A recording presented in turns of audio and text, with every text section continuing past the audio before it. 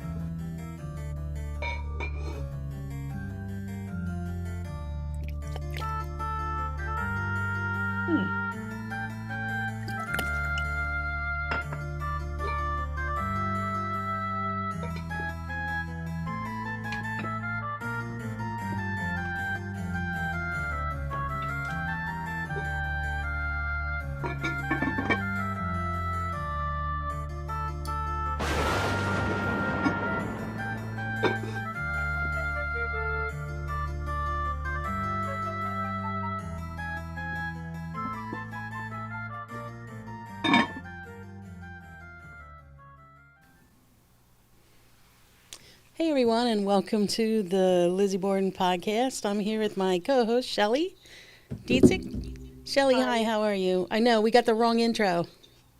Yeah. That was Yeah, from our Poison podcast. yeah, that was a blooper. We're starting out good tonight already. I can see.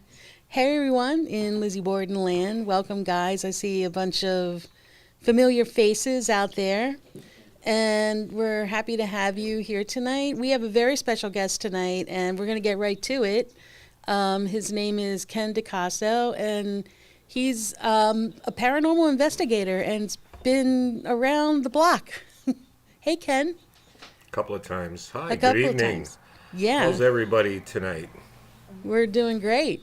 Great. Good to see you. I want to start off.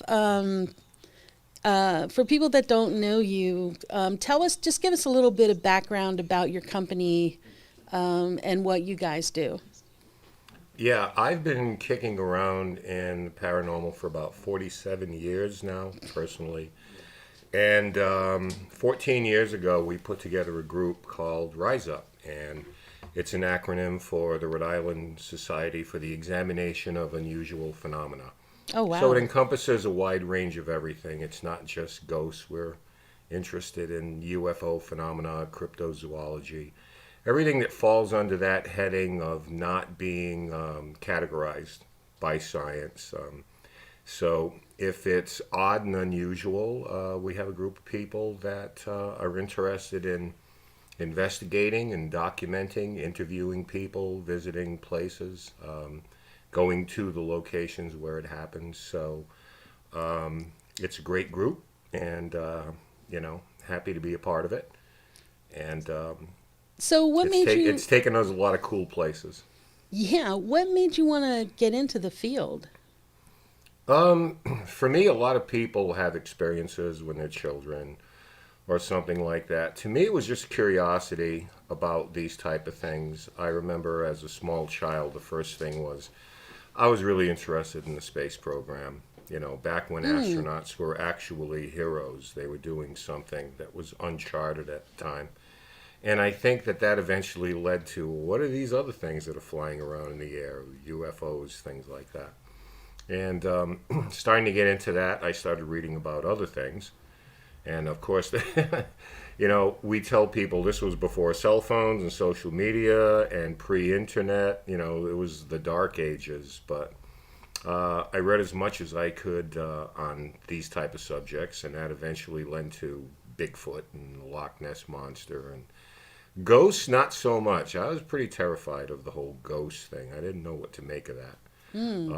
But I guess eventually all roads lead to that at this point. So to me, it wasn't like a seminal event in my life or anything. It was just a matter of I was really interested eventually in talking to the people who had these experiences and visiting the locations that they took place at. Yeah, and I want to read you just a little short thing from the book because, yeah, happily you were included. I asked you to answer some questions in my book, and you responded to them happily for me, and they were some Sure. great answers. But I did write a little thing about ghost hunting and about how it's become a pop culture. And, like companies would introduce all devices that for like measuring erratic electromagnetic activity, temperature, sound, and infrared light, all to detect ghosts. But even with all the gadgets, ghosts still seem to remain cleverly hidden. And that's like a line from my book. And I watch all these shows, Ghost Hunters, Haunted Collector, they're out there. But you guys never seem, like you see like a little chair move or a little movement of a curtain, or a lot of it's not real to me. So do you want to talk about that? Yeah. Kind of dealing with a frozen screen here, so hopefully we'll be back. We're all popping in and out. That's okay. So we'll continue on. Yeah. I think what had happened here is the idea of paranormal is kind of a cyclical thing, and it reaches its peak in times of social turmoil. And you see that after wars, especially the Civil War, World War I, World War II, Vietnam. And it kind of makes a comeback because I think people are always looking for something that's bigger than themselves. So it kind of comes back in the public consciousness. But in the early 2000s, it really took off. And I think that with the success of the show Ghost Hunters, Which came out in 2004, by the way, not too long ago. right, 2004. And I think so, yeah. it was essentially just a bunch of normal people, like, the rest of us, who suddenly found themselves thrust into the public limelight and investigating these places. And television being a very copycat industry, every network after that suddenly had their own ghost show. And this is the way it is. And then there was a proliferation of that type of thing.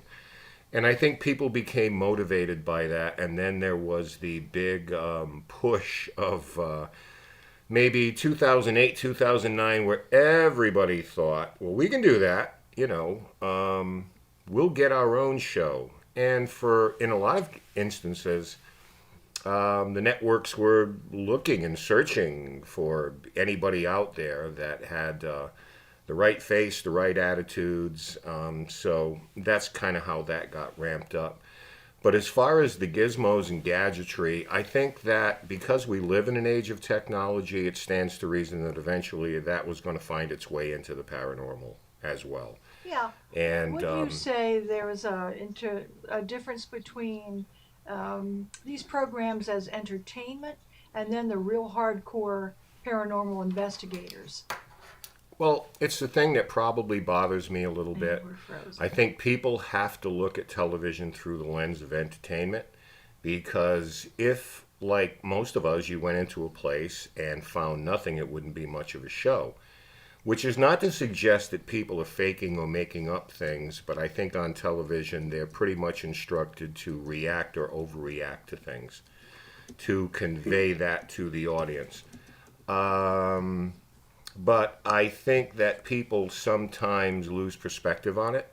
And my biggest takeaway on the negative sense is that I think because this is, for a lot of people, their only contact with what we do, I think it puts unrealistic expectations on what it is exactly that we're up to and what we do. Because a lot of times what we do is mind-numbingly boring, and hours of maybe nothing happening and reviewing evidence. So it's kind of laborious. And Well, that's the part. Well, I was going to say that's the part we don't see.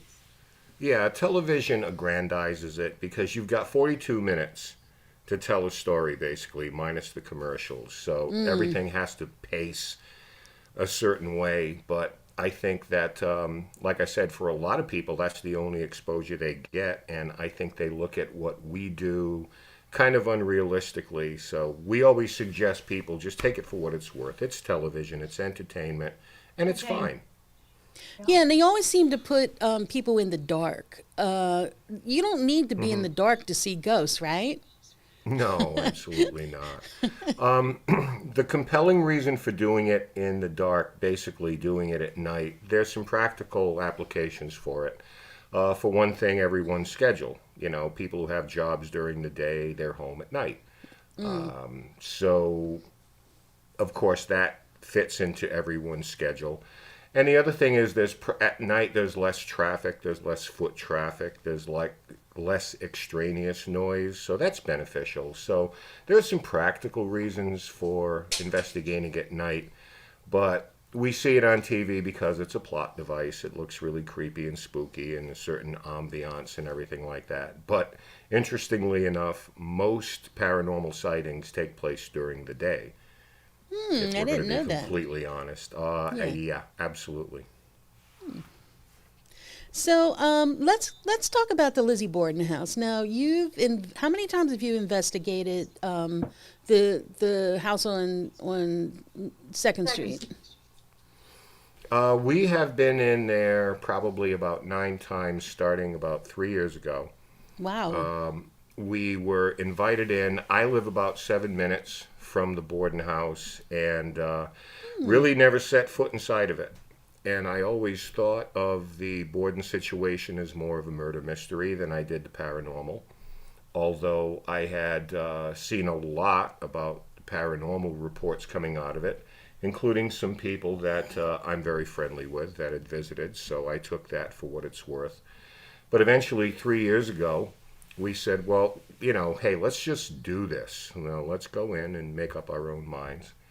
And I have to tell you that I came away, I had to admit that there is a certain activity that goes on in that house. And, it changed my mind a little bit in terms of, whoever might still remain there.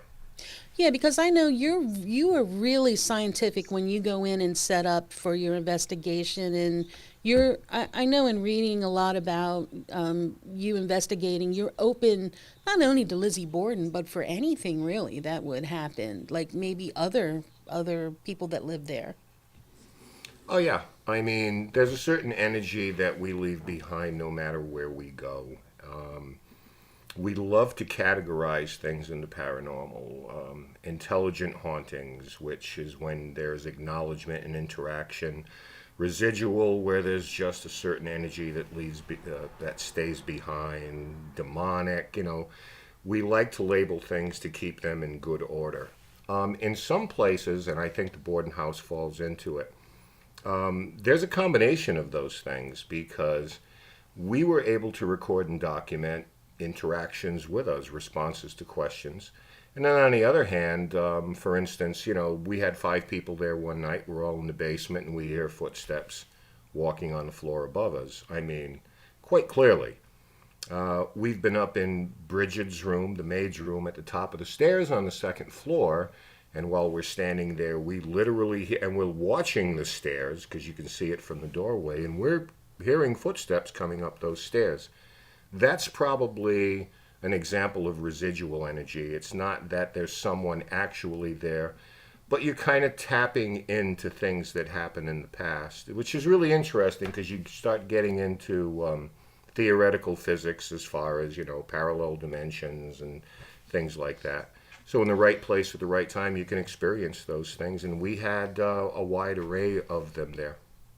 So it's Shelly left. I hope she comes back. She actually, so Judy Baker said that she thinks it's Abby and Andrew that are still in the house, which I don't know, kind of makes sense to me too. Oh, I'll repeat this. Judy said that she still thinks it's Abby and Andrew that are in the house still, which kind of makes sense to me. And correct me if or let me know your opinion, Ken. I heard that if there's a tragedy or something, maybe the people that were harmed can't pass on, more so than maybe the person that did it.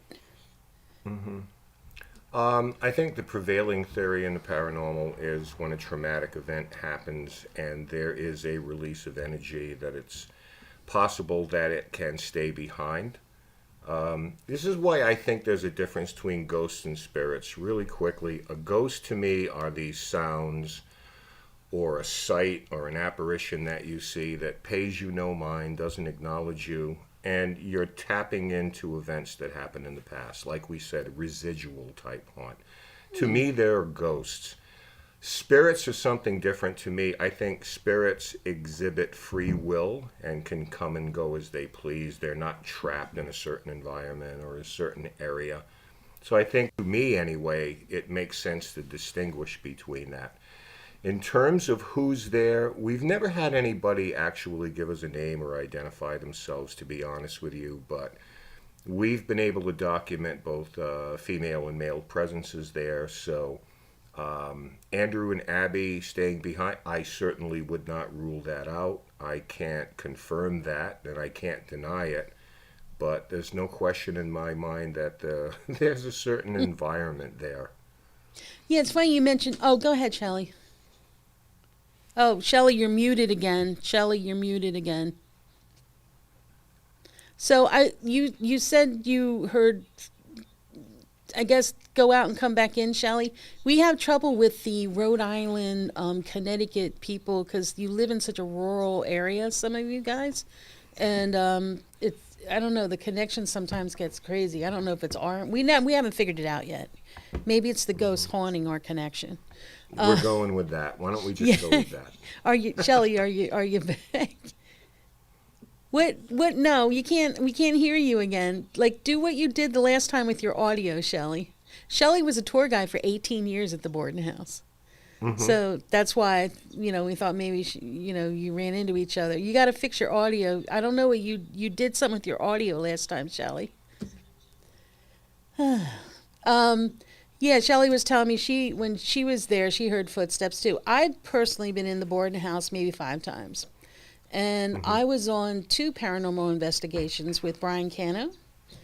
And he did this experiment where we had a mock trial first. So he thought it would like rev up the juices in the spirit world. And then, at night we had the investigation. So the one time that, and I'm a total skeptic and always have been because I've never experienced anything. But Shelly, testing 1, 2, are you back yet? What is going on with you, lady? What happened? Whatever you did to your audio the last time, give it a shot. Whatever you did with your audio the last time. Oh wow, both of them. The spirits are here, my people.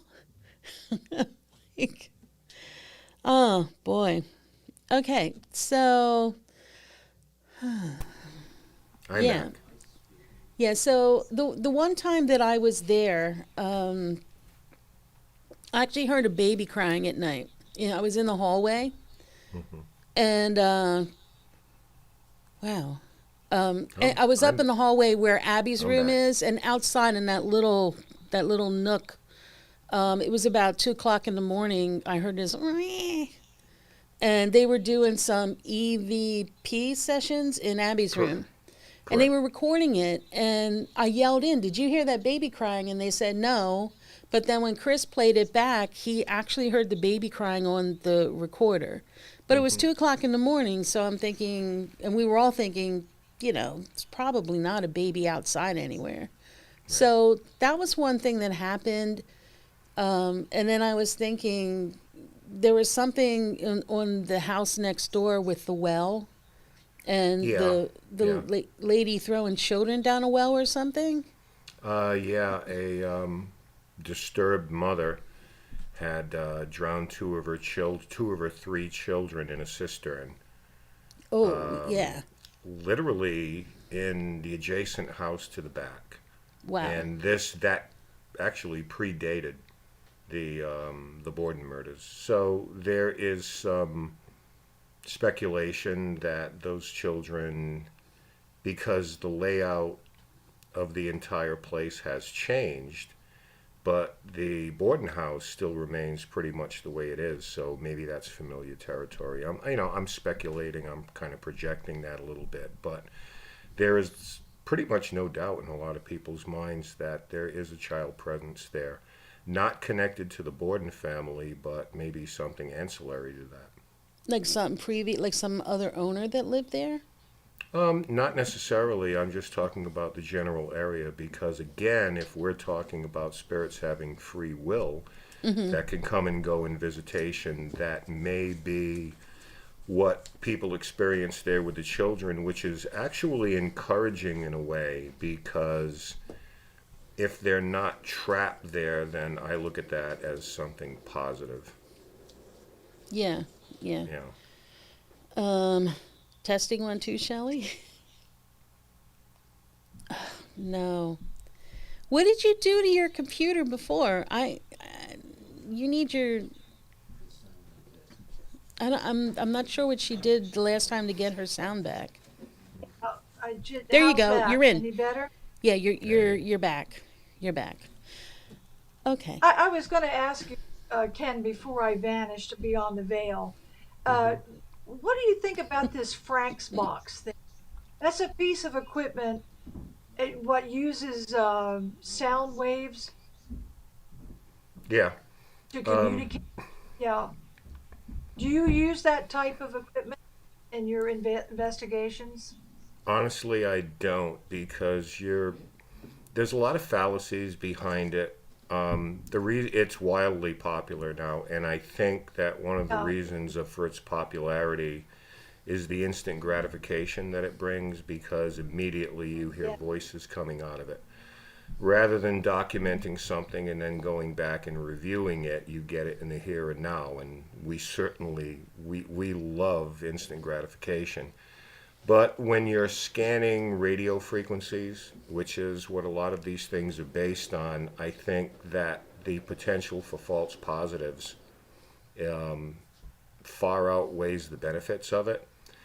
I would have a hard time, for example, going into a residence, maybe where there's children, a family there, they're a little frightened, something's going on, and basing my conclusions on something that came over kind of a hacked radio. Now, this is not to say, and I realize that people out there that use them say, yes, but I've had amazing results with them. And that may actually be true, but I don't think that I would rest a conclusion on them. If people want to test them to Yes. as to their veracity, I know they use them in the Borden house All the time. an Yeah. Is that incredible what they amount call of time. a spirit box? Correct. Frank's Okay. box. What kind Yeah, of there are equi- different variations of it. what kind of equipment do you like to use where you've gotten good results?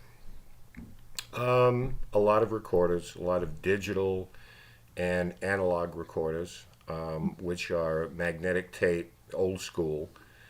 We like to use both. Lots of cameras where we can document things. We use some meters to a degree, but it's mostly to measure any kind of fluctuations that occur or over the period of investigation. You know, there's every room has a certain baseline in terms of the magnetic fields and the natural fields. So we do that to try to ascertain whether or not there's any kind of unusual fluctuations that happen. And we take things like barometric pressure, temperature, because we want to try to determine if the environment or a change in the environment somehow affects us in some way, in our own perception. So we try to keep it as simple as possible, to be honest with you, because I'm of the mind that sometimes less is more rather than, burdening yourself with all this equipment that people are bringing in. I kind of try to decide what works for us.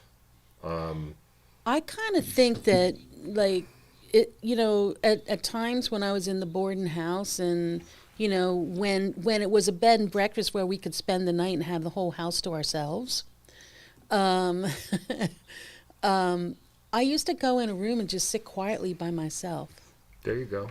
And I would think that if you're an investigator, that might be the best way. Because then, it's sort of an open, free kind of thing. And, like maybe you would feel the energy around you. I don't know. Is that Yeah. true, Ken?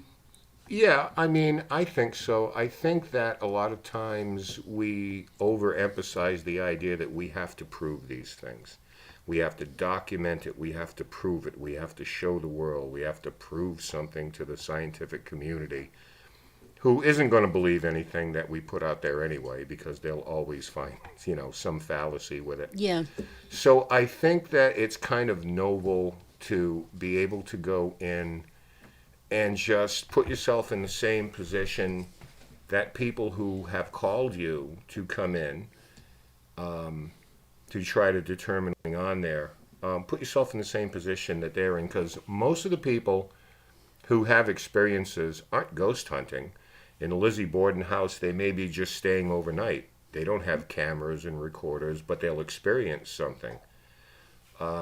So I get the idea that we're always trying to document and put data out there and determine what might be considered paranormal, what might be considered evidence. And I'm not, diminishing that in any way. But I just think that there's nothing wrong with just trying to determine what's going on there in a more simple setting rather than, waving all this equipment around. And the other thing I think, as an investigator, I think an over-reliance on technology, it can kind of make you a little lazy too, which is not to say, hey, keep using it, keep developing it, that's fine. But for me, I kind of like to be unburdened by a lot of that. Yeah. Less to carry too, right? Yeah, there's that, but I want to document that experience, but I don't mind having an organic experience. Do you find that when people come to the Yeah. house, know the story, Mhm. that they're predisposed to want to find something, they're already psyched up and tuned in, I've had to walk guests to the bathroom because they've been afraid to go upstairs. So they're already wired to have an experience before they even step over the foot, Yeah. the tread there in the front door. Does that kind of energy of expectancy feed into some of the things they might have happen to them? I've wondered. I've Yeah, seen a lot of it in action. yeah, I think if you approach, we'll talk about the Borden house in this regard, but I think that it's applicable to just about any place that has some kind of a history or a background in the paranormal. I think that confirmation bias is something that you have to fight with these type of things. And even as long as we've been around, I mean, we have to come to grips with that ourselves. We might go to a place like the Borden house where there has just been, literally thousands of reports of things happening there. And it's easier said than done sometimes, but I think you have to check it at the door and you have to go in as unbiased and objective as you possibly can.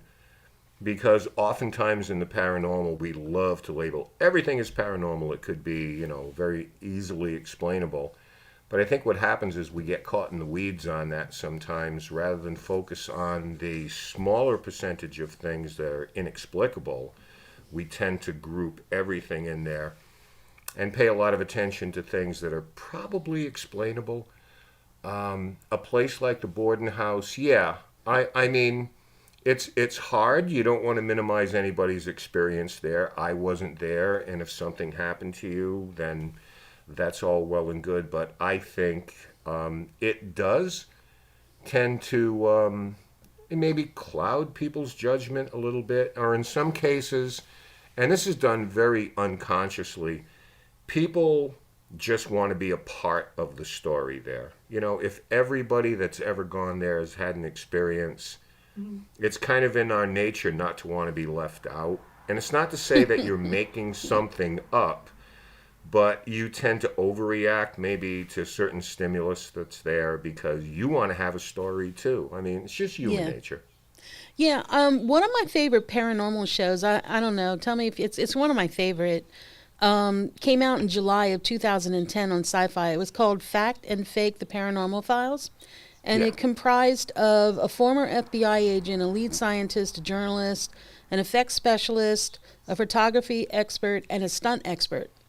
And what they did, they would go out and investigate something like the Loch Ness Monster. Right. And they would try to recreate the Loch Ness Monster themselves.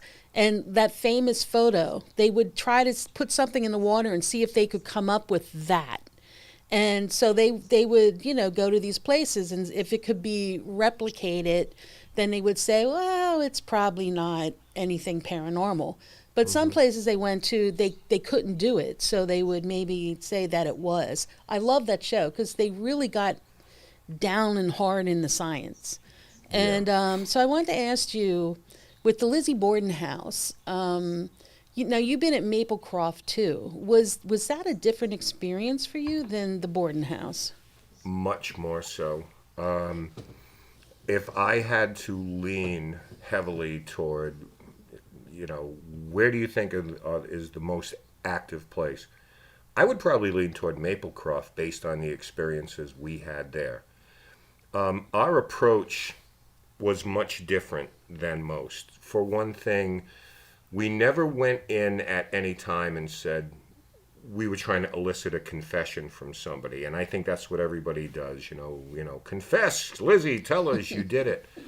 And we never took that tack there because we kind of respected that the events that took place there for what they were. So, for example, we would always, if we're doing questioning, EVP work, using recorders, we would address her as Lisbeth rather than Lizzie because she preferred that. And we made it clear that we're not here to relitigate a court case from 100 plus years ago, but we wanted to know about her work with animals, her work with the church, and kind of round out the personalities of these people. Andrew was a businessman, Abby in a difficult situation where she married into a family where the daughters, Emma and Lizzie, didn't really much care for her.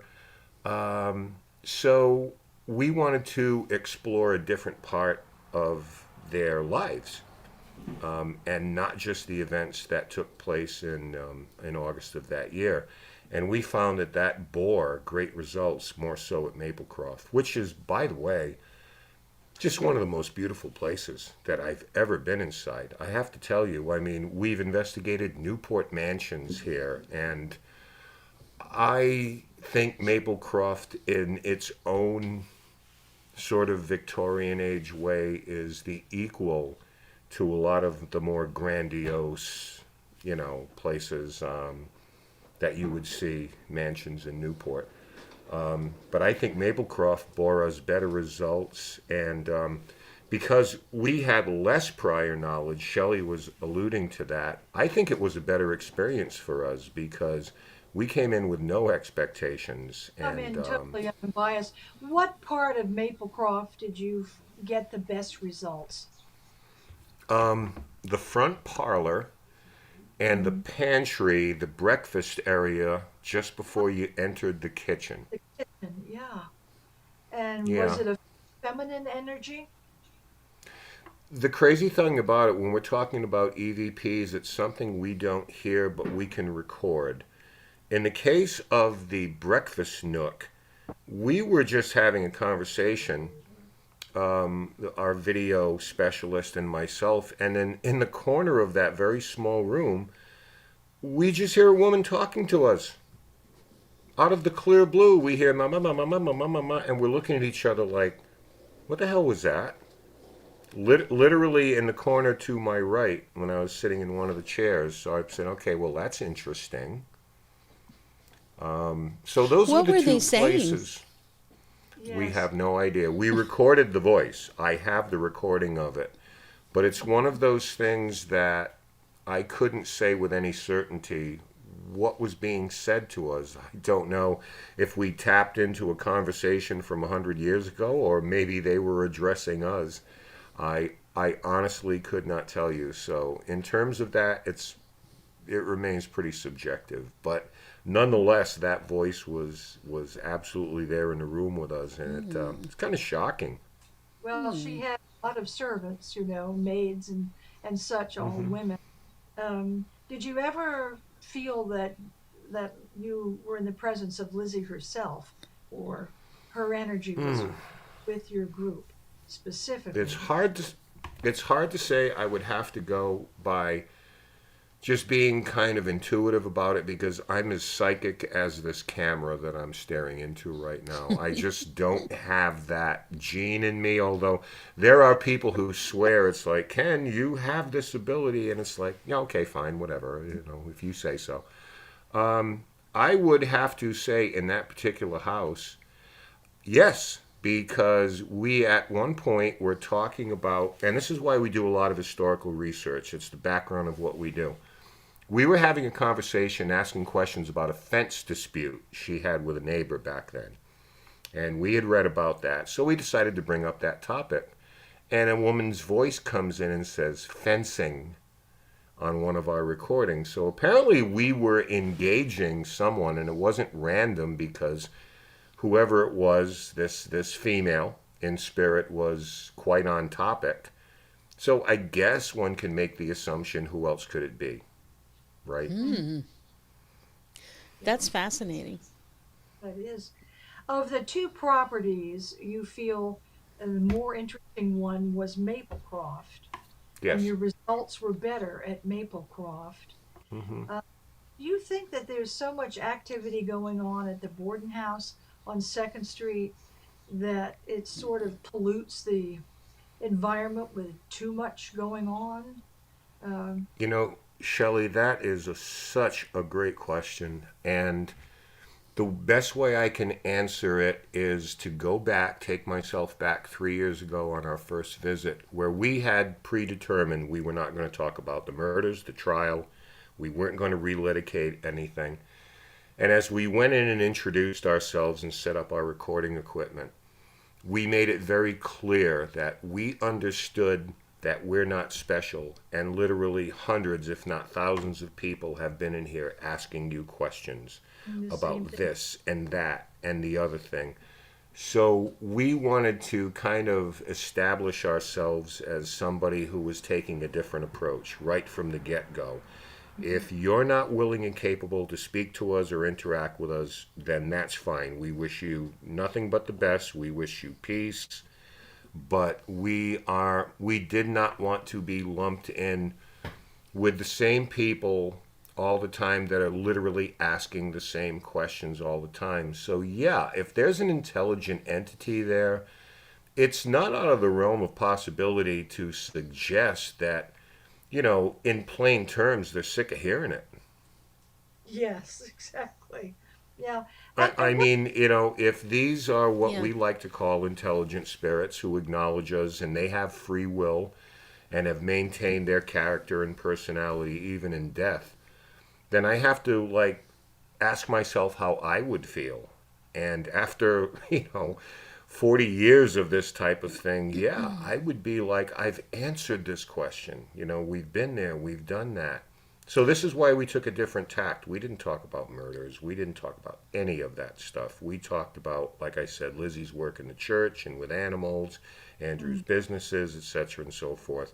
We just wanted to take a different tact toward this instead of the what you would usually expect there. So just have an interesting conversation in the presence of the spirit energies, see if it Yeah, elicits their interest or response. yeah. yeah. BB is Why not? saying, yeah. Why not? Why not? I mean, no one has ever showed me a recording of Lizzie saying, "Okay, I've done it. I confess." I haven't heard any of that yet. So, if there's anybody there, even if someone was capable of a heinous act, nonetheless, there is still more to them than just what Well, happened in Crime of Passion one day. and in investigations too, everybody's Lizzie, Lizzie, Lizzie wants to talk to Lizzie. I think the person that I would want to talk to is Abby because she apparently, supposedly saw her killer. Hmm. So why wouldn't she let us know, like, who it was in this world? Yeah, if there was some unfinished business and your killer was acquitted Yeah. and was left to go free, inherited money, bought a place like Maplecroft, which is an interesting place because Lizzie was pretty much ostracized by proper Fall River society, but yet she decided to buy this house right in the middle of the Highlands, which is Fall River's version of old money. That's where people with political influence and financial influence would go to live on the hill overlooking the water. And she plunked herself right down in the middle of those people because she always wanted to live there. And I guess there was a part of her that says, "I'll be damned. I don't care what you think of me. I'm gonna live right here." So kudos to her. Kudos to her. That day, to me, that's not just a strong woman. That's that's a strong person Yeah. to make that decision. But we just, again, maybe it's great that we got to it so late and had seen so much before us that we were able to say, you know what, we don't want to do that. And it seemed to bear fruit for us. It paid off for us because we left there with like a lot of data that eventually turned into evidence. So I'm Wow. happy about it. Yeah. Shelley, were you going to say something? Because, Will you ever be publishing a record of all of the material that you got at both of those properties for the Oh public yeah, to read all of it, the results of yeah. the investigations? And you have an It idea when that could happen? It has happened, and in fact, it's why I'm leaving you folks early tonight because we have a show that I'm doing of our own called Dead Air. It's on a YouTube channel called Dead Air Full Spectrum, and on the Dead Air Full Spectrum page, if you just scroll down a little bit, you will see a playlist called Investigations. And in those investigations are full documentaries that were professionally done of our investigations at the Lizzie Borden house and Maplecroft, amongst others. So, Shelley, they're already out there for people to see. Okay, we'll be linking those on our. Ken, any thoughts on energy following you home from a location with known activity? That's from Holly. Me personally, no. I do not believe, Holly, that I have ever had anything follow me home, which is not to say that it hasn't happened.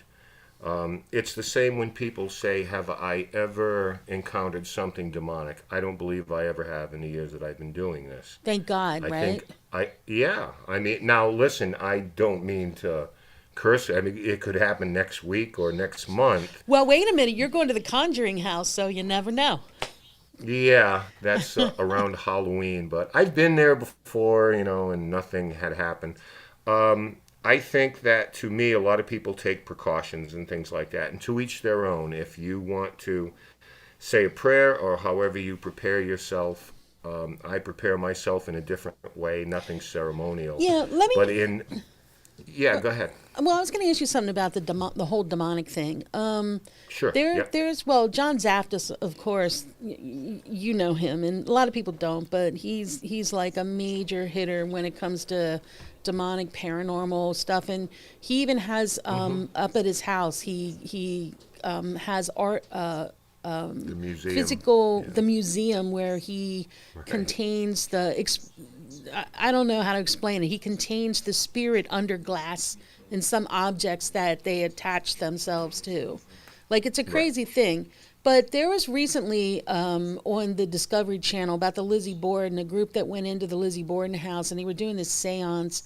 And it looked like there was some demonic thing happening, and the guy was getting possessed, and he was like acting crazy, all wild and frenzy. And give me your thoughts about that. That stop. Honestly, I thought it was a real hoaxy kind of thing. But talk about possession and demonic and Well, how common is that? not as common as everyone would like to think. I think we have to understand fear. Listen, fear sells. This is why you see so much of it on TV. If given the choice of doing a show where people go in and try to find grandma who's come back to say hello to the family or finding an evil demon that I don't know if Satan has anything better to do than hide in your closet and wait for you to come home. But if given the choice, they'll always choose the evil route because that's what people want to see. The idea of demonic hauntings are so rare. This is why we still talk about the case that the movie The Exorcist and the book The Exorcist was based on in St. Louis. That was in 1952, I believe, and we're still talking about it. We are going to talk to a bishop on our show tonight who has done 30 of them in the years that he's been doing this. Now, I have never encountered something demonic, I don't believe. Aggressive, evil, mean, yes. But other people have 3 a month. And I don't know how to reconcile that. But when you see something on television where someone is acting possessed, there is probably a really good chance that that exactly is what is happening there. I think you may be looking at some performance art. Oh, thank you. And I'm sorry to say it. I'm not sorry to say it. Thank you. I'm just giving you my perspective on it. I think a lot of it is performance art for the sake of getting people to pay attention to you, and what better way to do it than something extreme. It is not the same as saying evil does not exist or the demonic does not exist. I'm not going to go that far because as much as I've studied it, there are some really compelling cases out there. I mean, really compelling cases. But whatever's happening here, I doubt seriously if we're going to see it on YouTube or Twitter or TikTok. And I really respect you for saying that, because there's a ton of it out there. And one of the reasons I wanted to bring you on the show is to debunk a lot of that. I feel that you're a credible researcher. You have your own podcast on Dead Air. I got to put the link up then. It's a great podcast. I've watched it a few times and I'm just like sucked into it. And I'm not a paranormal person, but it's fascinating. And tonight, like, he has a guy on that has performed exorcism. Yeah.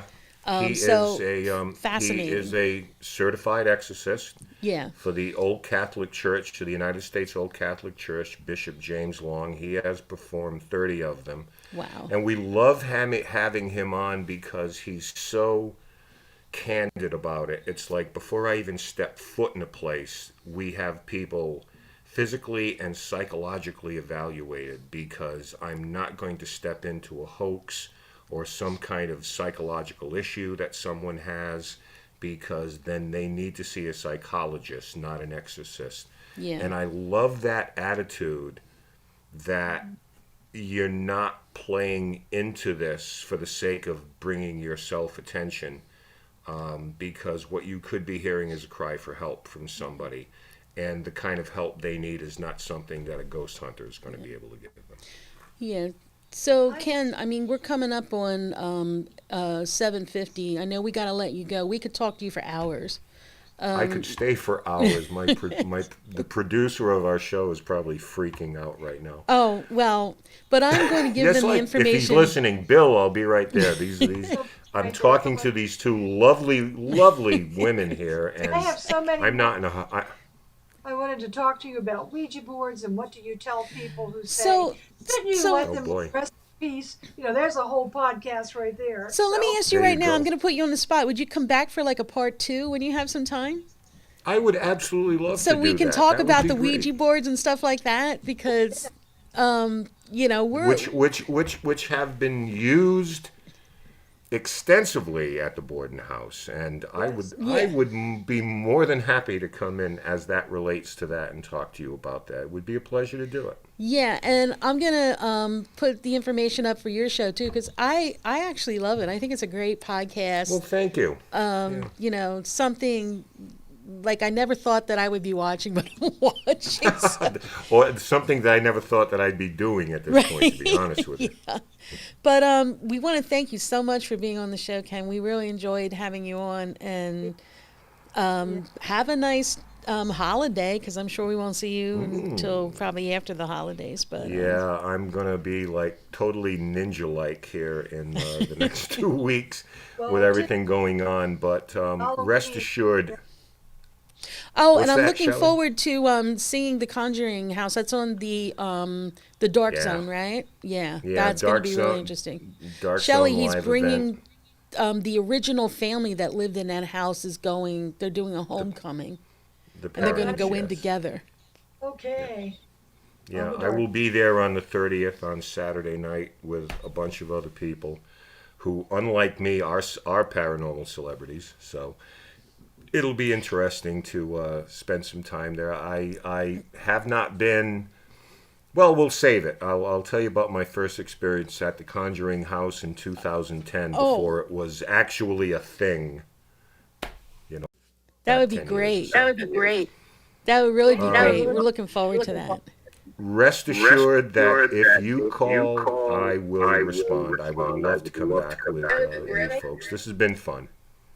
It Thank you has. so much, Ken. See you again, I hope, very soon. Yes. All right. To Have a everybody, good all show. your listeners, happy Halloween to you. Have a wonderful night, and we'll see you again soon. Thank you Yep. for having me. All right, Ken. All right. Bye, All right. Ken. Bye-bye now. Bye. Rena, I just saw Rena pop on. Hey, Rena, come back. Ah, Come back. back to us. So, I hear an echo. echo. Oh no. Oh, there I am. There you are. Is that Rena? Rena? Yes, Rena, can turn you hear your me? speakers. We hear an echo. We hear an echo. All right. I might have to just figure out an audio solution. So I'll be right back. Been doing Then. it all. Yes, yes. All night it's All been night like it's this. been like this. Shelly's been like Shelly's this been all like night. this all night. Like I'm still hearing the echo. Oh, now it's gone. All right. It's good. Now you're good. Yeah. So we that- we did a blooper on the intro, and then we Yeah. couldn't get your audio going, and now oh my gosh, it's Halloween, everybody. I think it's possessed. That's what's wrong. Something's going on. Someone call the exorcist on this podcast. So Oh, don't you wow. love Ken? I mean, he's full of information. Yeah, he is. I like his approach too. He seems to be a really serious guy about how he goes about it, and very humble. So I'd never met him before. Yeah. It was great. We had a few moments to talk to him. Holly says Mercury must still be in retrograde. Oh, here's Rena. I Hey, got my Rena. Can you teacup. hear me now? We're Yeah. ready for it. Yes. Oh, we're good. We're good. No echo. No echo. I'm using Earbuds. AirPods because Yeah, that's yeah, what happens. Yeah, good. I forget after 2 months. That was fascinating. I really loved listening to Ken. He had so much interesting information to share. I know I could talk to him for hours, and we didn't even like get into the grit of it. Really, we just touched a little bit. warming up. No. I mean, he's been to so many places that he could tell you like story. I mean, he's just such a fascinating person. And the Conjuring House is huge. It's huge that he's going there. I would be scared at my jeebus. Me too. Yeah. So Rena, you bring us tea. Let's talk I tea. do. I created some Halloween cocktails and mocktails to share tonight. One of them was not my initial design. It actually came from the Sipology company, but then I modified it to, number one, the alcohol that I had in the house, and number two, my taste. So yesterday I spent a fun afternoon in the kitchen playing mad scientist with my drinks. So we have two different drinks today. Do you want to start with the alcoholic or the non-alcoholic? Well, let's go non-alcoholic and then move into the alcohol. All right. So my non-alcoholic beverage today, which I'm calling Love Potion number 9, it is a sparkling cocktail. So it gives you that champagne look and feel, but with no champagne. Kate and says it's a hi, very Rena. sweet drink. Oh, hi, Kate. Yeah, I can't see any comments. I can't see anything. I can't even see you guys. You're frozen on my screen, but... All right. Happy Halloween. So something's creeping with us tonight. So this is one of our magical fruit teas. This one happens to be my favorite one. It's cotton candy fruit tea. What makes these teas magical is they're made with butterfly blue pea flower. And I'm not sure if you've ever tried a tea with butterfly blue pea flower before. Never. But it brews a blue to purple color. And I pre-made them, so this is the color of it naturally. It's an all-natural color change. And the neat thing about butterfly blue pea flower is when you add acid, which in this case could be lemon or lime, or tonight we're just using ginger ale. Believe it or not, ginger ale does work. Not as well as lemon, but it does work. It changes the color, so it goes from more of a purple. I brought a white piece of paper so you can see that purpley color. It goes a little more pink, and some of them they brew more blue, and then they turn more purple. So for tonight's Love Potion number 9, I have a sparkly little champagne glass that I'm going to use, and I'm going to pour about halfway with my cotton candy magical fruit tea. This is caffeine free. I could actually read you the ingredients for any of the viewers at home who are curious what's in it. It is 10 calories for a full serving, and we're going to do about half of a serving. It's made with papaya pieces, apple pieces, mango pieces, butterfly blue pea flower, strawberry pieces, and natural flavor. Sipology won't tell us every single ingredient because it's a priority, someone else say it. Yeah. Recipe, but anything that's an allergen is definitely listed. They just keep some of the essential oils that they add secret so other people can't copy their recipes. So this one tastes to me like a carnival. It tastes like kettle corn mixed with cotton candy. Pink cotton candy specifically. Some people say it just tastes like cotton candy. And so what I did to make it is I used one of my teapots. This happens to be the Prism Stovetop Safe teapot, so you can put this right on a live flame. It's so pretty with a flame underneath.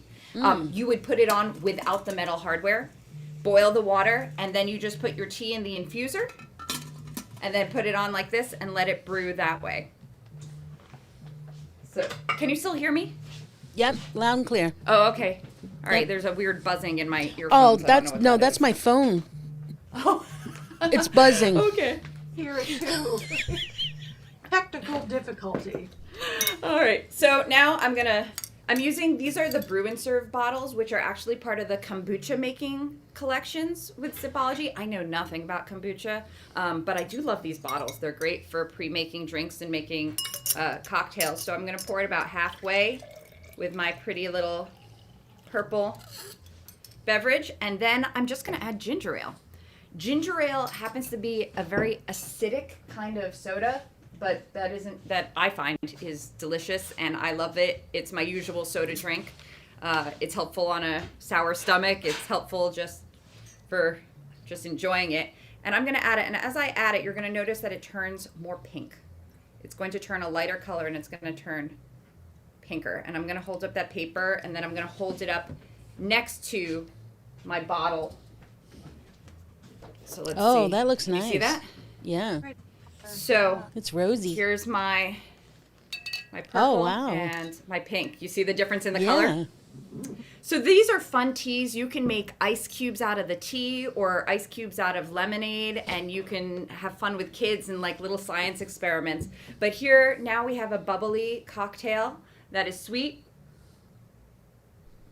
I should have said mocktail because it is alcohol free, which I'm sure Lizzie would appreciate. So that is our first drink for tonight. I did send. What? I don't know about that. Emma would appreciate it. I think maybe Lizzie likes. You a think little Lizzie? champagne every now and again? You think? Well, she was part of the temperance movement, though, wasn't she? They all were, but when she got up to Maplecroft, I gather there was a little reception. Partying going on. I did know about the parties with the actress, right? What was the Yeah. actress's Oh, name? look at you. Yeah. I read your book. Yeah, but that's pretty impressive. That's how I remember things, is because I read it. Because I really didn't know much about the Lizzie Borden case before I read your book, Kimbra. So I really Oh. enjoyed that. Oh, So thank that's you. Love Potion. You're welcome. It's a great book. That's Love Potion number 9, a nice holiday mocktail, both for Halloween, or you could bring it back for Valentine's Day. Good for kids, good for adults, good for anyone. But now, on to the fun. Wahaha. So I'm actually using a tea tonight that is an exclusive tea for this month through Sipology. It is called Frankenberry Midnight Brew, and it is only available. Yeah, it's only available as a customer exclusive. So if you purchase $65 worth of tea products, and the holiday products are out, there's a lot of stuff out now. You can add this to your cart for, I think it's $19 and a little bit of change, and it comes with, first off, this cute little monster tin. You get a full bag of this fruit tea, which, listen to these ingredients. Elderberries is the #1 ingredient in this tea. I think that's just so neat. It's made with apples, saskatoon berries, black goji berries, turmeric root, which I love turmeric. Great. Isn't that good for your joints or something? Mm-hmm. Yeah. Inflammation. It's an anti-inflammatory. Oh, there you go, Shelly. You and me. I like that. It's helpful for my stomach. I have acid reflux issues, so this morning I drank a ginger turmeric tea because I find it settles it, and then I don't need to take medication. So it has saskatoon berries, which I'm not actually sure what they are, black goji berries, turmeric root, butterfly blue pea flower. You're going to see there's some coloration in this. Again, natural coloration. Currants, blueberries, pomegranate arils, and then natural flavors. And not only that, along with that, you also get this absolutely super cute little monster tea infuser. So you can see there's a little smiley, and then look, you turn him around, oh, grumpy monster. Smiley monster. And this is going to Grumpy be monster. a hot tea, right? This is hot. I made it hot initially, but right now I took another one of my brew and serve bottles, and I put it in the fridge. I made it in advance, so it'd be all ready. But take a look at that color. That's a tea color. So really perfect for making Halloween cocktails. And since this is Frankenberry tea, we are going to make a Frankenberry midnight cocktail. And I started off by filling my glass with some nice little body part candies, which, Kimbra, you know who I got these from. This is Candy Club, Missing Body Parts, and I got it from Brooke Haramaya. Oh, who has right. Brooke's Nook. Oh, good for Brooke. She has so many cool things, and she's branched out into candy, and I just thought this was perfect for Halloween drinks. We have a lot of artists and vendors here on Staten Island and off Staten Island. And we like sort of buy each other's stuff. Like, we do. I think I might get a Frankenberry tea thing. That sounds so cool. It's really good, and in this cocktail, it is out of this world. It's sweet. It's more like a sweet tart because it's sweet and it has a tart finish. And it's we perfected the recipe yesterday, trying a whole bunch of them before we got the balance just right for what we wanted. So I'm using a shaker set that's actually something that you can earn as a host exclusive for Sipology. It has the little measuring cup, it has the spoon, a muddler, and the shaker itself. So it's really convenient because now I have a measuring cup, which I love. And in this recipe, it uses 4 ounces of our Frankenberry tea. So I'm going to start off by adding that. You don't need to ice this at all. You can just, you can actually use it hot if you want it. I think it works better as a cocktail with at least the tea cooled. It doesn't have to be cold, but cooled tea. And now you're going to see my back as I pour. So let me try and do it a little bit out. So isn't like the berries like antioxidants or something? So they're good mixed with the turmeric would be like really good for you, right? Elderberry, I hear like people always talk about if you're not feeling good, have elderberries. I've never had elderberries, but before this tea, but I think it's cool. I should really look up what the benefits are. I am no doctor, but I do like natural and herbal remedies for thing over medication where possible. So there are my 4 ounces. This, by the way, this recipe is designed to make only 1 serving, so just double it if you want to make 2 glasses. So 4 ounces of Kate. She'd rather drink it straight up from the bottle. I'm not sure if she's talking about the alcohol or the vodka. Yeah. So I'm now going to add an ounce look at and a that half. bottle of vodka. Here it comes. That's my kind of girl. My husband keeps Feel this in our better. freezer. Sorry, Shelly, I couldn't hear you. So no wonder it's good for your knees. You forget after a while. Well, it's only an ounce and a half. Well, all right. This one is harder for me to pour. I'm going to have to put it down to do it. Yeah, like when you do the ounce and a half, you sort of tip it a little bit more, right? Well, I use this side, which is the ounce, and I pour that in, and then I'm going to use the other side, which is at very convenient ½ ounce. Oh, And okay. so this little measuring tool is pretty neat. Next is lime juice. Now, because this tea does have butterfly blue pea flower, it is going to change the color from that rich midnight purpley color. And we're also going to add grenadine. So it's going to become more of a blood red color. Yes, grenadine in this recipe. So it's ½ ounce of lime juice. Fresh lime is always better, but I'm also very lazy, so I always use bottled lime because it's in my fridge and it's easy to do. And then between a half and 3/4 of an ounce of grenadine. 1 ounce was too much and half wasn't quite enough. So I'm going to add ½ ounce and then I'm going to add half of the ½ ounce. And that's my recipe. Now, the original recipe called for blue curacao, and I did include it. I sent a post to Kenny, so you should actually have a little graphic with this recipe on it. It has blue curacao as an optional ingredient. I didn't own any. I left it in because the original recipe did call for it, but this recipe, I don't even know it, what that is. I've never heard of that. It's a blue alcohol. Where is my lid? Here is my shaker. Oh, a blue alcohol. Okay. Yeah. Oh, so there now we go. just shake it up. Which yesterday I did not close this thoroughly, and I ended up with this drink all over me. Fun escapades. And where is? Oh, here is my lovely little glass of Monstery Bits. And take a look at that color, how different it is. So yeah, That's this nice. recipe. Is that an eyeball? Yeah. Yes, it is. Really It's a is. gummy eyeball. And So the fingers it is in a- there too. Yep, there's an eyeball. There are a couple of fingers. There's a shin bone or some other kind of bone. That's and great. so this is the Frankenberry Midnight Cocktail. Again, I guess it's not midnight anymore. This was the original coloring, Yeah. and this is what it ends up with. Now, the grenadine does make it more red, but it was also lightened by the fact that there's lime juice in it. And it is a sweet tart beverage. This is really good. So Oh. my husband doesn't like things too sweet, and he gives the thumbs up on this one. Oh, good. So- yeah, I don't like super Yeah. sweet either. Good. But the Yeah. finger, oh my God. Isn't it? Kimbra, next time we got to make the cocktail so we can all toast each other. Of course, we Oh, might Yes. Right. vodka. Right. So we Yeah. would have to get the ingredients beforehand.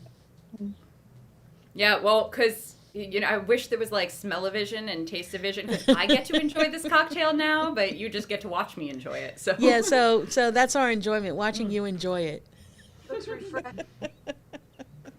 it's Yeah. really good. And if you have a Halloween party, it's a really great, interesting, unique drink that also is not too high in calorie. Yeah. The grenadine obviously has some calories. What does grenadine say?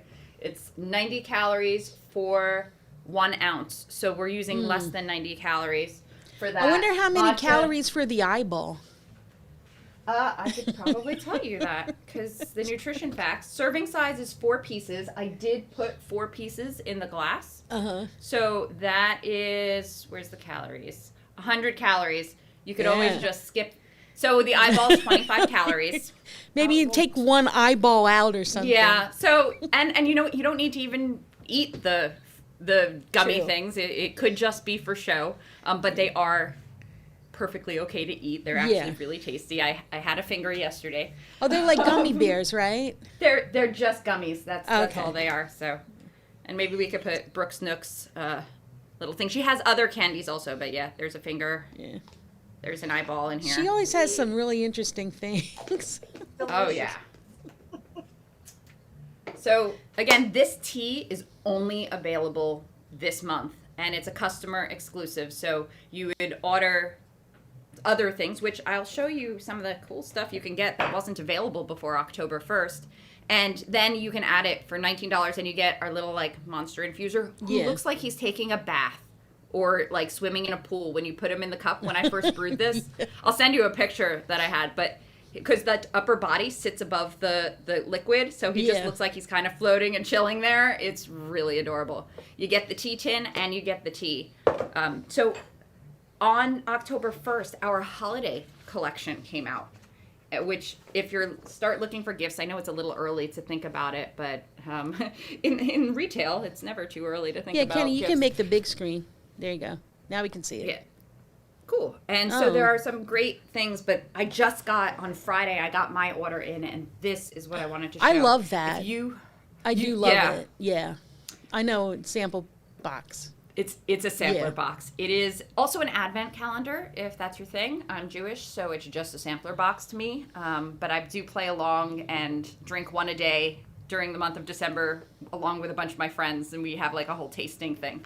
But it is 24 Look at different that. teas. In a gift box set, it has a cool magnetic clasp, and each one of Wow. these teas is featured from the fall catalog, including all of the holiday exclusives that have holiday macchiato puer, which tastes like you're eating a gingerbread cookie and sipping a little bit of coffee every so often. Like, that's what that tea tastes like. There's maple, ooh, I should find it. There's a maple cinnamon waffles rooibos tea. Oh my God. And rooibos, I believe, may have been popular in the U.S. around the Victorian era. I know herbal teas were, but no, I might be wrong. It is a South African plant. It's not made from the tea leaves. But each one of these tins contains 2 or more cups of tea, and some of them can be brewed multiple times. So what I just unearthed, I can see it's a green tea. This is, I can't read upside down today, winter mint green tea. It shows you, I don't know if you can see in the little hole, it shows you the ingredients. It shows you how much time you brew it, how much you use to brew Oh it. and yeah, how many- okay, right. I see that. Yeah. and how many times you can brew it. This tea can be brewed 3 times. You could take the same tea leaves and make 3 cups of tea Oh, out of wow. 1 cup's worth of tea leaves. So that's 6 cups of tea minimum out of this little tin. And it also has some holiday exclusives that are not available in the catalog, including chocolate brownie tea. There's one that is ginger snap, I think, or Oh wow. that's blood orange biscotti. Let's see, what is it? That's gingerbread. Mrs. Claus cranberry pie. That's an exclusive only to this. Cookie dough puer, my current favorite tea. Where is it? Oh, maple cinnamon waffles is there. Cranberries and cream fudge. Cinnamon sugar Wow. cookie. I wish I could find the one that's exclusive. Oh, naturally sweet candy cane. That's a good one. I can't find That's it. a lot But there of are some tea, but what a great gift. yeah, what a so great these gift for a are tea lover. $69, I believe, plus tax. And great gift for you, great gift for others. And if you get that, you already qualify for the customer exclusive because it's over The the $65. Frankenstein thing. Yeah, so you can get this, and then you qualify for this, and you can get it. And hopefully, I can't promise it'll be there by Halloween, but hopefully. But you will get it even once Yeah. November starts, as long as it's ordered in the month of October. Yeah, that's so, cool. Yeah. Very nice. Yes. Well, when are you going to produce a Lizzie Borden teapot? That's what I'm Well, waiting. I don't produce anything. I am a consumer of delicious things that other people have produced and that other people have created. I know that I'm getting a it's not Lizzie Borden, but a Harry Potter cup which has like the Grimm on it Yes. for the tea leaves. A friend of mine is giving that Oh. to me. Oh, that's nice. But so someone needs to make a Lizzie Borden Oh. teapot. Yes, I just got back from vacation, and I went What did you I went to the Dunbar Tea Room in Sandwich, Massachusetts, and Oh. they sell teapots there. And I got this one on vacation, and I I can't thought see you, unfortunately. Yours, Oh, my screen is frozen, so oh, you should post a reboot. picture. Oh, it's a pumpkin. It's a pumpkin. with the It's a skin pumpkin on, teapot. It's really beautiful. which made me think it would be great to have a Lizzie teapot, and the pot could be her skirt. And we need Lizzie teacups too, with maybe prussic Oh. acid written on the bottom. You've been poisoned or something. I know there's a market for this, Rita. We're going to have to look into Yeah. this one. There are people who make "you've been poisoned" teacups and other things like that with like cute sayings cute sayings. "You've been poisoned" is a cute saying in the bottom of them. Some really adorable things. I sometimes post them on my tea page when I come across something fun and interesting. But you're absolutely right. There is a market for that. Yeah. Oh, wait, So, I thought of something. A tea infuser that looks like an axe or a hatchet. Yes. There you go. And the We- handle. Hey, all right. If you're out there, call us. We'll invest. We will promote it. Yes, yes. So, Rena, thank you for coming on. I know you have a gig tonight, right? No, I had last night and Oh, it the was night last before. night. Oh, okay. Yeah, it was Wow. a late night. It's why I needed the turmeric tea this morning because Yeah. it was a late night. Yeah, yeah. Care So, of the dog. Yes. yeah, there's a lot of stuff going on this weekend. A lot of stuff. It is definitely our busy season. For those who don't know, I have a zombie punk cabaret that I perform with my husband. We have our own zombie punk band called the Flesh Junkies. And so especially if you're in Staten Island, we're performing all over. We're performing at Snug Harbor next weekend, and we're performing at the St. George Theater the weekend after. They're But we're doing also Rocky Horror performing- Picture Show. Yeah, we're the opening act for the movie. It's fun. I get to curse a lot on stage. It's really interesting. My school teacher persona gets to drop completely for that one. And we're also even performing in the Catskills and in Pennsylvania, in Lake Ariel, Pennsylvania. So if anyone Nice. is curious, they can Nice. reach out and find us, and we can Yeah, let you know where we'll be. I'll vouch that they're a very, very interesting and fun band. I love the Flesh Junkies. I've had them on my Raw show a few times. Well, once, but Once, I've been out we to had a see whole them. episode. Yeah, and I mean they're just a lot of fun. Oh, there you go. He put the link up for There's the the- Rena T link. Oh, great. Thank you. Okay. Again, I can't see. Yeah, but I will shoot some pictures up too of the Flesh Junkies so they can see you because it's. I know this is your busy season, and our next show is going to be in December, so hopefully we'll be able to come up with some really cool Christmassy type teas. Mint tea. Yeah, I also have hot chocolates. There are Oh, yeah. dairy-free Yeah. hot chocolates that taste like rich dark chocolate that are available. And so maybe I'll make something with a hot chocolate. That Yeah, I've seems gotten very, hot chocolates. I love them. Very good. Yeah. Well, I like all of them. I'll be honest. I like all of them except the orange. I'm not like a They big didn't bring fan. the orange back this year. Oh, they didn't. Okay. Nope. They replaced it with raspberry hot chocolate. But the salted caramel is just my favorite. And Salted the peppermint, caramel I is love my that favorite too. It's really good. Yeah, Really, it's really really good. good. This You is can go to good. hell with yourself, right, with it? I couldn't hear that. I'm sorry. I said you can go to hell with yourself with all the hot chocolates and, yeah. Yeah. But so that might be a fun drink for us to make maybe something tea and hot chocolate or matcha and hot chocolate maybe for Yeah. next time. Yeah, I like that. I still do the chocolate matcha, which is Mm-hmm. really good. Yes. So, I do matcha every day. all right. So thanks for coming on, Rena, Thanks and for we will having see you me. next time. And Christmas. yeah, we'll see you at Christmas time, and I'll see you before then because we have things, the movie coming out, and Yes. like a Yay. whole bunch of things going on. So, all right. So we will talk to you next time, and we're going Talk to to you wrap up the show with our Lizzie Borden shop giveaway. And for all the people that have been watching the show, we put you in a hat for a drawing. And we're giving away a Lizzie Borden mug this time. So I'm going to stick my finger in the jar as soon as I get it. So, Shelly, we're definitely going to have Ken back. Oh, there's the mug I'm giving away. So you'll get this if you... I have not seen that mug before. Well, I love it's in my shop, and then Albert Shivers did like his artwork on it, so you can see like there's a little red in it and stuff. He's a really, really good artist. So have Looks a few. What's that? Looks like a generously sized cup, like a cup and a half, maybe. Oh yeah, co- yeah. It's a nice size cup. It is. Oh. Yeah. Okay, drum So roll. all right, we're gonna see who the winner is. The winner is. You can laugh. Okay, so it is Judy Baker. Judy Baker. Judy Banville Baker. Oh, yes, she lives in Fall River, not too Yeah. far from Maplecroft, and So, is a Oak Grove Cemetery fan oh, too. good.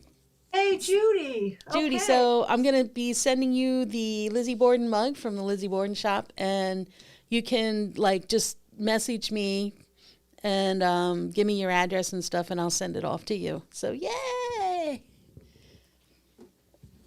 So Very that's pretty much it for tonight. We're gonna wrap it up a little bit early, but Shelly, in December we're having some writers on the podcast. And I Whom know they are. Very special folks are coming for yes, a holiday episode. Yeah. You leave and maybe we'll drop a hint and see if people can guess who's coming. oh, Or- we could yeah. do that. Okay. We could do that. Let's here's a hint. The incredible shrinking man. That's a clue. That's a hint. That's a clue. Okay. Okay. We'll leave And, it at that. yeah, and then maybe every day on our Facebook pages, maybe we'll leave a little hint and see if anyone guesses who's coming. And Who's coming to dinner? maybe there could be a prize for the first one to guess who our special guest is going to be. Oh. Instead of just telling you, you know, this is a mystery site, and we need to train our viewers to follow the clues and come up with a solution. So, what do you think? Is that a good idea? I don't know about every day, but maybe once a week. Okay, all right. We'll each come up with clues, and I think there will be two guests. It's two, correct? It's two guests. I hope it's two guests. Yes. Hopefully it'll be two. Mystery guests Yes. on Tea and Murder. I like it. It's like mystery date. Oh, so we're gonna run some of the photos at the end that we said we were gonna do. So Shelley, talk to us a little bit, and then we're gonna be Yes, off. well, the late Leanne Wilbur is much beloved in the paranormal community. She was a wonderful person to work for. We miss her terribly, and Halloween was her favorite holiday. And so I was looking through many pictures, and these are pictures at the house on Halloween. And hopefully you're going to see one of Leanne in a moment. Lizzie looking down the basement stairs. Just things I took at Halloween. This little That's girl creepy. here, yes, this was Halloween, I think probably around 2010. And there's a knock on the door at 2nd Street. I always worked on Halloween night reading tea leaves for anyone who stayed over that night. And there was this darling little girl dressed like Lizzie, little Victorian dress with a leg of mutton sleeves, and a tiny little hatchet.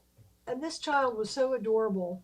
We asked her to come in and pose in front of the black sofa in the sitting room. And she wasn't a bit nervous or a bit afraid. She knew the whole story and was fascinated by it at a young age. So started young, folks, on the Borden saga. And she agreed to pose. This was the pumpkin we had every year on Halloween. And Leanne always carved it, stuck a hatchet in the top of its little head, and its name was always Charlie. I'm not sure why, but every year he looked the same. And of course, everyone will remember her black cat, Max. And Max left us about 6 weeks or so after Leanne. Aw, But he's a handsome boy. he's got a little hatchet if you look closely. Yeah, I'm He's seeing got a little that. hatchet on his collar. And this was Halloween week with the mums and everything. And Yeah. I was doing a book signing for History of Oak Grove Cemetery. And he just happened to strike a pose that day. Yeah, it's an awesome photo. He was a Yeah. wonderful kitty.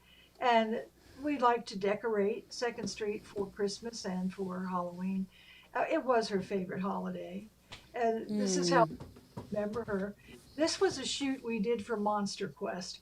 And she was playing Lizzie. And as I've gotten older and wider, I do Abby Borden. But we had a wonderful time with the crew from Monster Quest. The only time we ever had hair and makeup done, we had a lady come in and do that for us. And she was just tucking in the pillowcase, and I said, "Stop right there. That is the money shot." And I Yeah. love the of her, and we miss her so much. Mm. Just legions of friends. Oh, one Halloween, I went out to visit Lizzie's grave, and it was the day after Halloween. Someone left her, it looks like a A kid. Kit Kat. So, you know, Lizzie was still trick or treating from beyond the grave, I guess. And this is Donald Woods, Mm. and I believe this is the first year they own the house. So that would have been October 2004. And that was the first Charlie, the first Charles, Yeah. Charles Pumpkin, and they both have those screaming hatchets that light up and make a racket. But they were like two kids, you know, the first year they owned the property, and really enjoyed the holiday and welcoming guests. And we had wonderful times on holiday, making special treats for the guests and decorating the house. I sure do miss that. Good times. Oh, just an imaginary, maybe what Lizzie would have looked like handed out treats at Maplecroft. I've been told that trick or treating didn't come in till much later, uh, maybe 1930s, 1920s. But you know, we can take a little artistic license. And Lizzie did have a black cat, by the way, and the cat's name was Blackie. The Mm. Fall River Historical Society has a picture of her black cat, Blackie. Lizzie had a formal photograph made of this cat at Maplecroft. So she loved her black cats. And then, of course, Elizabeth Montgomery, the other Lizzie, who played Lizzie in The Legend of Lizzie Borden, That's a has kind of a scary statue of her, kind of. so too. I think Yeah. Elizabeth Montgomery was much prettier than that. Yeah. But we wanted to have the two Lizzies together for Halloween, Mm. and Lizzie B here has her little pumpkin and broom, and so we, you know, take a lot of liberties. Aw. And you know, once again, we'd like to close with a couple of pictures I took of Leanne um, at Second Street. This is on the side door, and Max just happened to walk up and stop at that exact moment and to capture that shot. And Yeah. this Great was photo. a lot, you know, in her obituaries and online. This photo as a Mm. love of her. We still can't believe she's gone. Yeah. Um, I think that's it. I think that's the last photo we have that we the brought. last photo. Well, thanks for those sharing those photos. They're really nice. Really good nice one. memories. No. Well, okay, I guess we're going to get busy on December's podcast. Yep. And tune in at least once a week for a clue. I think you'll be very surprised about who will be showing up in December. Yep. Yeah. All right, Shelly. Well, I have the rest of the Happy Halloween for you. I know it's your favorite holiday. It's favorite holiday. Yeah. My bat dress on and my little, oh, it's the wrong side, spider web. And if Yeah. you can see behind me, there's an awful lot of orange lights going Stuff on. going on there. And in Ken's honor, I had a little flickering Oh, Spirit- ghost. was going to show up. Yeah. Oh, nice. Oh, that's nice. Yeah. So we're in the mood. We're in the spirit. Yes, Happy you are. Halloween, everybody. Have a safe Halloween. You And, too. And I'll talk to you soon. You know what? All right. And thank you, everyone, for tuning in to our podcast. We're really glad you come out and, listen to our guests and hopefully learn something. Or, if you ever want to tell us something, please share with us, anytime. Type out, I would say send us an email or, you're on Facebook, Instagram, or whatever, you use. And just, we're pretty open. Back. Ken says he'll be coming back. Yes. We barely got started with Ken. I know. had more wanted Yeah. to ask. Fascinating man. very Yeah. straightforward. I like his approach to the Mm-hmm. paranormal. I do very Yeah. much. And I So, will put his information up so you can go and see that Lizzie Borden investigation he did at the yeah, house. and I will too. We'll share that. Because I have that link. So, all right. So until next time, everybody, we'll see you then. Have a good night.